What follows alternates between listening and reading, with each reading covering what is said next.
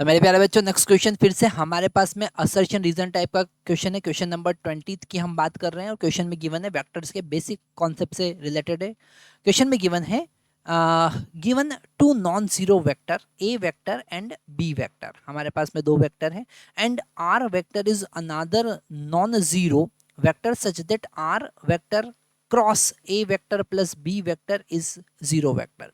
Okay, तो हमें लिखना है कि r vector is perpendicular to a vector cross b vector. हमें चेक करना है कि आर वेक्टर क्या ए वेक्टर क्रॉस बी वेक्टर के परपेंडिकुलर है।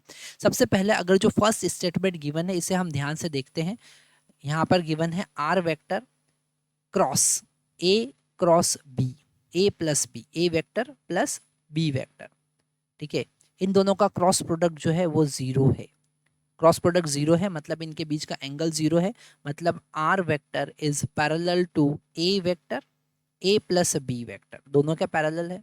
ठीक है, और दोनों का एडिशन है यहाँ पर, मतलब r vector is in plane, is in plane of a vector and b vector. A vector और बी वेक्टर के प्लेन में होगा, दोनों का ऐड कर रहे हैं तो दोनों के पैरेलल है। तो यहाँ पर ए और बी के दोनों के पैरेलल है, तो उससे बनने वाला प्लेन जो होगा उसके पैरेलल होगा। और अगर हम but a vector cross b vector की बात करें तो it is perpendicular to the plane of a vector and b vector. A vector और बी वेक्टर के परपेंडिकुलर होगा, मतलब आर के परपेंडिकुलर होगा। मतलब हम लिख सकते हैं क्योंकि आर वेक्टर ए और बी के पैरेलल है।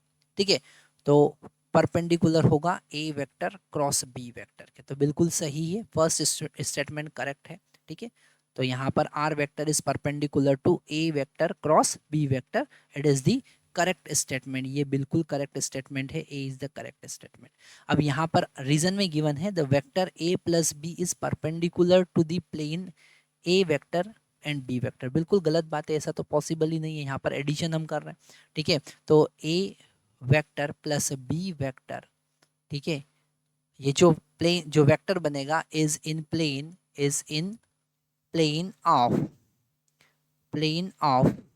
ए vector and b vector. A vector से और बी वेक्टर से मिलके बनने वाला जो प्लेन होगा उसके पैरेलल होगा, उस प्लेन में ही होगा डेफिनेटली।